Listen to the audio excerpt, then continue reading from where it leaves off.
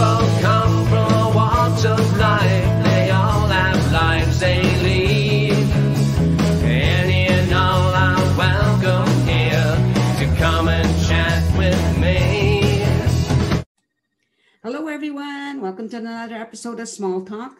You know, we all know that from province to province, there are different customs, but even more so from country to country. Take, for instance, arranged marriages. Not something I know much about, but I think today's guest does know about it. Ladies and gentlemen, time to meet Neha. Welcome to the show. Everybody. Before we talk about arranged marriage, I want to talk about where you're from originally. You're from Awesome. So let's begin. Neha belongs to a very beautiful town in India. It's in northern Punjab. I come from Ludhiana, and it's a beautiful place, and I was born there, but I came to Canada 20 years ago. Wow. Well, so before you came to Canada, what were you doing in India? What was your... I was being a spoiled princess. That's all I was being. You know, I had the best luxuries of life. Life was beautiful. I am an MBA graduate, so I've done my majors in HR, and I was having the best life I could. You said major in HR. What's HR? Human resource. Just for people who don't know. Okay, my bad. Not all. No, it's not. No, just we don't. Not everybody understands the terms or the abbreviations. Okay, so then you decided to come to Canada. So start from that point, if you don't mind. 14th of December, 2001. A very scared little girl. I was 21 years old. I got an arranged marriage. I had not known my husband. I had met him on the 14th of January.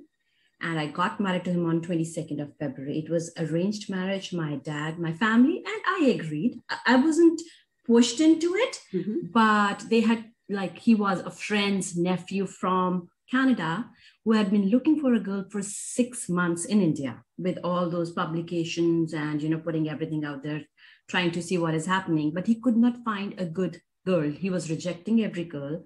And then there was me who had no idea. I just met him by fluke. Right. And then he really liked me. He liked the spirit. He liked how I was so easygoing and I was so independent, and I would fit into the culture very easily because, my upbringing is more like the modern India than the old conservative style. So I got married very quickly, relying on my dad because I had nothing going, and he asked me if I had anybody in my life. My dad, being my dad, was big-hearted in that, but I was like, no. And he said, he's a very nice guy, educated, insurance broker, everything looks good, he's going to take care of you. And he's 10 years older to me, so he was mature, his outlook is mature, and me being me was a little crazy. So I came here in December. It took us nine months after the ceremony to get the process done, but we were lucky. The Canadian government was pretty okay about it, and within 9 months I was here. So I still remember the day I landed here. It was raining, it was windy, the whole plane was shaking, and there was an old man sitting right next to me, and I was about to cry. I was like, oh my God, I've never sat on a plane, and now here I am. And he was like, you're gonna be okay, don't worry, they're going to take care of you. So that's how I came here. And that's how my journey began. Well, I'm just trying to think about coming to a new country, new culture, into a relationship with a person you don't know. I mean, it must have been so traumatic. When you're that young and you haven't seen the realities of life, you're only full of dreams, at least for me. I mean, I still am. I'm a very positive person in a lot of ways. So the only thing, and I have no family here. Right. I've had nobody here except my husband's side. Now I have good friends. So I shouldn't say I don't have family. I've got really good friends. And now I have my son. But when I came here, yes, I was very scared, but I knew, I had the hope that, you know what, I've never done anything wrong to anybody. So it's going to be a beautiful life out there, whichever way, because in our culture, and I've seen my mother, our husbands are like gods. we worship them. Whatever they say is what it means, right? And with me, I have that still in me. Even in a relationship, I believe that my man is beyond everybody else. And that's the idea I came with. And I was scared, but I never doubted in my mind that I will not be okay, or something will go wrong, or life will change. Never happened. Never thought about that until it happened. And it took me 13 years to recognize that. Okay. So how did that come about?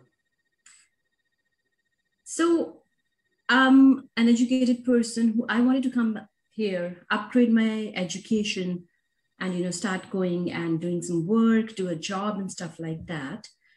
But he being a little bit more controlling with his family history, there were some divorces back there. So he had something in the back of his mind, and there was some insecurities in his mind, which maybe if I was older, I could have dealt better with.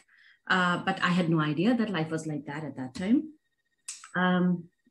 They were controlling. My mother-in-law used to live with us, very controlling. I was not allowed to go out. Wow. I never worked for almost 13 years in Canada. All I was supposed to do was have kids, take care of the house, clean the house, take care of my mother-in-law, and cook and clean, and be that happy little bride that I'm supposed to be. But I was definitely told that I am fat. I was definitely told I'm ugly and I shouldn't be wearing Western clothes. I should be wearing Indian clothes because my body looks better in those. So that's something that I have developed over the years, and I have not appreciated myself the way I am. And I'm always running to try to lose weight, or I'm always trying to, bring it in me that something's wrong with me. I am not up to the level that I should be, a normal human being should be. So that's something that came into me at a very young age. And that's something that I've been fighting for a long time now, just to be proud of myself and be happy in my own skin. So what's amazing, because I know a little bit about from reading your bio, that you got yourself out of that situation, right? Yes. It took 13 years, but you got yourself out of that situation, which is... It actually took less than that, because my son is my power. He came into my life, things started changing. I was dedicated to him. Though my concept of life was me and my partner, nobody else in between us. That's how I wanted my life to be. My kids will be there, my parents will be there, but my partner is the soul, everything for me. But since my son came, I started working with him, and my mother belongs to, she's a professor in India with child development. So she was helping me in a lot of ways, though I hardly had any contact with my parents back in India. I was not allowed to talk to them too much, but whatever way I could. And at that time, it was only phone calls. There was no internet or nothing. Or when internet came, I was never given that opportunity. So I started preparing things with my son. When he started going to preschool, I started going there and staying with him and volunteering. Then I entered the school district, Vancouver School District. The principal for my son's school was amazing. She would see me, playing around with the kids, making things happen.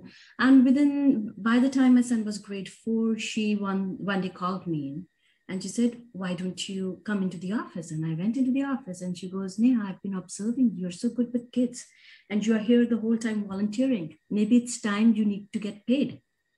And I was like, I don't know. And she says, "Well, I'm going to put your name forward." And there's another, there was Mrs. Nagpal. She was a social worker there. So we are both going to put a reference in for you. And we would like you to be a supervision aide for the school. Maybe not here, but somewhere else where you can go have your time and make some pocket money for yourself. And I was a little scared about that because I haven't told my husband anything. But I went home and I told him and said, yeah, go ahead. With kids, what's wrong? You can just, you can go drop Ishan, then go do your work, then come back, pick him up, bring him home. But please make sure everything is done in the house. You cook, clean, everything is ready. That shouldn't suffer. And I was like, perfectly fine. So that's how I went in there. They helped me. I started making some, $1,000 a month. And oh my God, it was a beautiful feeling. But that is how my world opened up. I started realizing where I am, what my rights are, what things are happening around me, and how I'm feeling. I started realizing my inner self was not happy. I was not meant for only these things. I wanted to do a lot more things. He's an amazing man, very, very strong character, very loving man in his own ways. It's somehow that he and me were not meant to be together. That's all I'll say. Okay, because his attitude, his controlling nature is very different from mine, and I being me.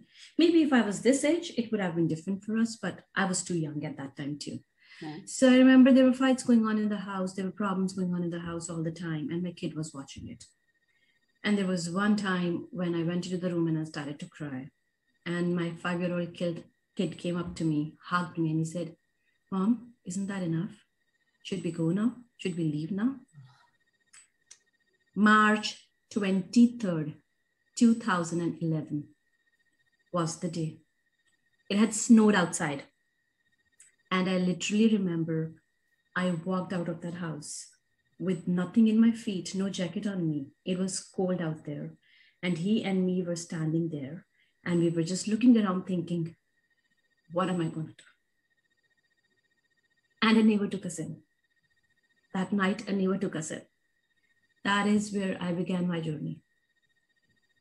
And it was so lucky. I didn't have a cell phone for almost 12 years, but I had purchased a cell phone secretly with all the money that I was getting. And I was with Bell. I had called Bell telling that there were some problems in my cell phone service, and a guy there, his name was Gurinder, I still remember. We are still good friends.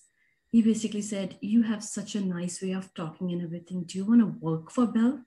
I can put your name in." And I just looked at him and I said, "Sure, why not?"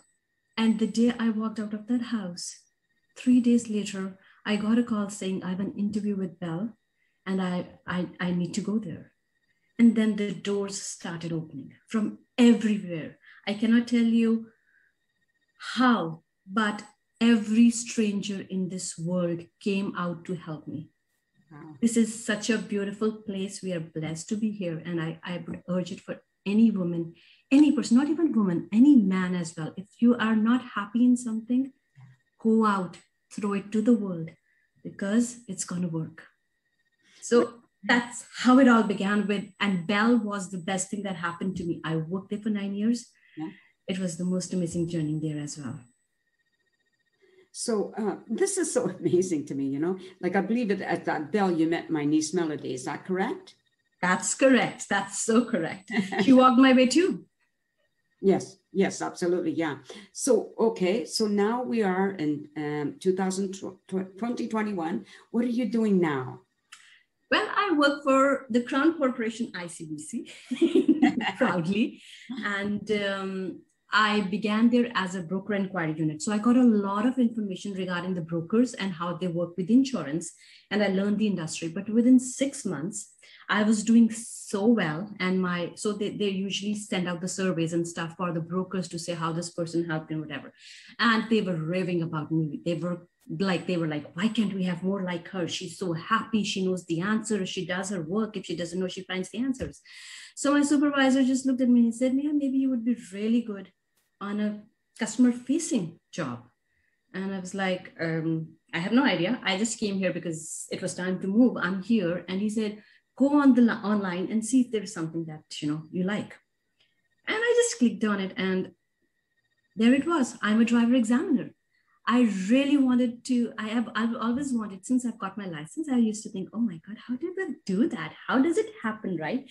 So I went there, I gave my interview and I was in Surrey. Like told them I would take Vancouver or Surrey, yeah. But I was in a relationship. My boyfriend was in Surrey at that time. So it would have been a good arrangement. I could go to Surrey and then we could come back in the evening and stuff like that. So I said, I'm fine with Surrey. And Jeremy, like my manager, was amazing. Like he was like, I can take you right now. I can see you being so good. I was like, okay, take me, I'm yours.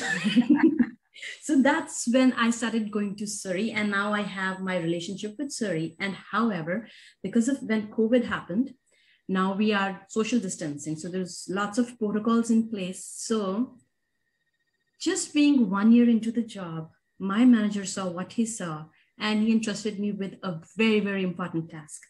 He gave me a claim center where I would be conducting road test. Oh. We opened a brand new place, which was just claim center. And now we are doing road tests there. And I am the one who brought that baby up in Guildford. So we have been doing road tests there from last August. And I usually supervise it now. Like whenever, if somebody's away or something, I am made to fill anywhere in the Fraser Valley, wherever needed. I go there as a supervisor in charge, and I do a lot of stuff for them, and I'm learning and growing. So, you know what, in the end, I think it all worked out in my favor, because every door that opened for me, I have the best people around me, Melody included. This is so good. May I ask what your son's doing at this point? My son is 17 years old. Okay. He has just been selected by BD School, SFU, for business. Right. He plays football. He's an amazing football player. I'm very proud of him. And he has been my strength all the time. It's like we are more like friends, less like mother and son. And I've been blessed. And here I would say, I might not have done well with my ex, but he has a lot of shades of my ex, which are really good. Mm-hmm. And I'm very proud that he's a mix of both of us. So yeah, my son is my inspiration and my motivation everywhere. He was overweight. When we separated, he took the hit. He went overweight. He put on a lot of weight and stuff like that. And then his love for football developed. Grade 8, he turned the tables around. He did wonderful things, and he lost a lot of weight. He's been bodybuilding, and he shows me that if you put your mind into it, anything is possible. How marvelous. How marvelous. Good for him. That is so nice. What a beautiful story. The whole thing is beautiful story, but it's also very inspiring, I think, you know. It lets people know that you can be in a bad place and get yourself to another beautiful place, just to be open, right? Yeah, but the whole thing is, you know, when I look back, I never thought I was in a bad place. Mm. It was just that maybe two good people were not meant for each other. Mm-hmm. Yeah. There could have been worse things happening. But the whole point here is there's a certain point in your life, or there's a certain person in your life that makes you realize you're a lot more worth than this. Yeah. So yes, we have to take the action. Yes, we have to go through a lot of struggle. But if we see the positive side of that struggle, if we try to understand everything is going to be fine, because I chose it that way. There were days I used to cry. There were days I used to say, everybody has a partner. My mother has my father is amazing to my mother. My sister has a loving husband, right? And then there is me. I don't even have a relationship that keeps me happy. What wrong did I do? There are days I cry for that. There are days I stand up in front of God and ask him, what wrong did I do? And then I ask myself, why? Why do you need somebody to make you happy? It's you. Go spread happiness and be happy with yourself. Because if nobody recognizes who you are, it's okay. I'm fine with that. That's great. That is really great. Well, we're out of time, but I just want you to stay on camera, okay, for a minute while I say goodbye to everybody.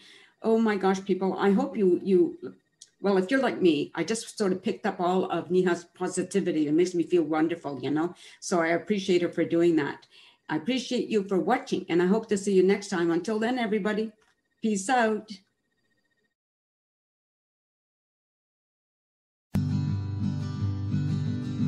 A sense of community, Chilliwack's a place to be. A sense of community where you're free. Rolling through the mountains, rolling through the valley, rolling through paradise with me. It's multicultural, you're sure to see it all. Chilliwack's a place to be, you'll see. Come party in the park, go dancing after dark. Chilliwack's a place to be, you'll see.